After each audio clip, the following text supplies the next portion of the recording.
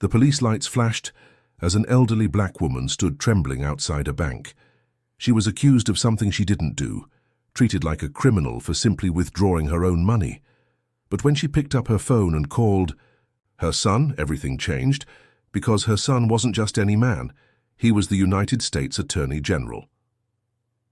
It was a quiet Tuesday morning when Mrs. Evelyn Carter, a 72-year-old retired schoolteacher, walked into her local bank. She had been banking there for decades, knew most of the tellers by name, and had taught half of their children in her classrooms years before. Her mission was simple: withdraw cash to pay for her home repairs. Nothing unusual, nothing suspicious. But as she walked back outside, clutching her handbag, 2 police cruisers screeched to a stop. "Mom, step away from the building," an officer shouted, hand on his holster. Evelyn froze. Her heart pounded. What is this about?" she stammered. Within moments, she was surrounded by 3 officers. Bystanders gathered. Some whispered, some pulled out phones. The accusation? Bank fraud. Someone had called in a report claiming Evelyn was cashing fraudulent checks. And without bothering to ask questions, the officers assumed the worst. They grabbed her arm. They searched her bag. People she had known for years stared in shock, as if she were a stranger. Evelyn's dignity shattered. Tears welled in her eyes. She had done nothing wrong. And in that moment of humiliation, she did the only thing she could think of. She pulled out her phone. Her hands shook as she dialed. The officers snatched at her phone, but she held it tightly. "Mom? Are you okay?" came the steady voice on the other end. "Baby," Evelyn whispered through tears. "They're saying I tried to steal. They're treating me like a criminal." There was silence, then a low, controlled reply. "Put me on speaker." Evelyn did. The officers, smirking, folded their arms. "Who is this?" one asked, impatient.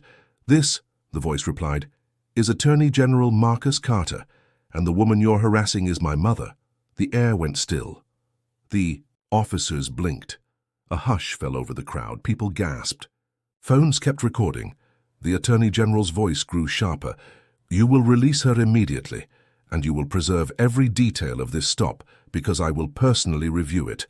One officer stammered, We were just following procedure."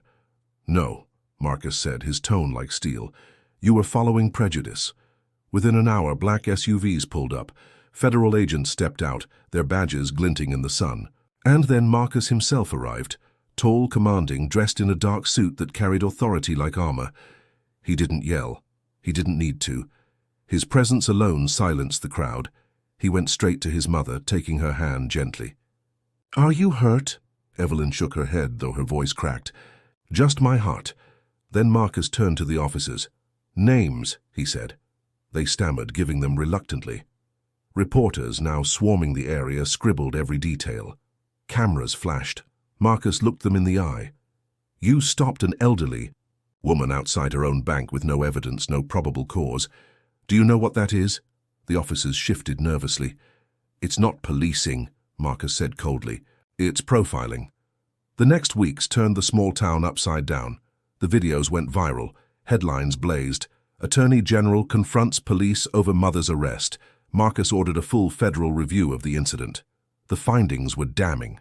The tip had come from an anonymous caller who had a history of making racially biased complaints.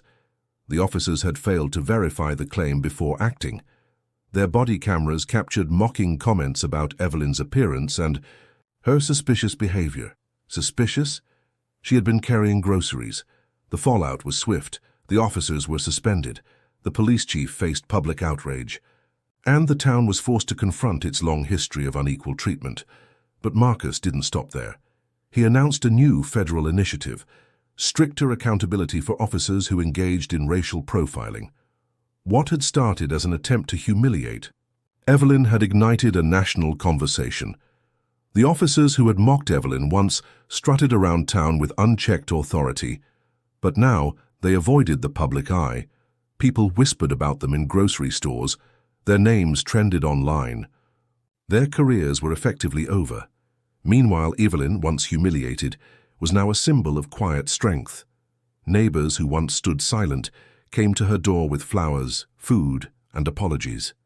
Strangers wrote letters thanking her for standing firm, and the very bank outside which she had been humiliated offered her a public apology, complete with a scholarship in her name for young black students pursuing law. The officers thought they could strip her of dignity. Instead, they stripped themselves of respect. Evelyn sat with her son one evening sipping tea. The chaos had quieted. The pain still lingered, but so did pride. "Baby," she said softly, "I didn't want you to fight my battles." Marcus smiled faintly. "Mom, you fought battles your whole life. This one, it was mine to fight." The lesson was clear. Sometimes injustice tries to strike the most vulnerable, but sometimes those most vulnerable have unseen strength and unexpected allies. And when arrogance meets accountability, justice doesn't whisper. It roars. If this story gave you chills, make sure to like this video, subscribe, and turn on the bell so you never miss another powerful story of resilience, justice, and redemption.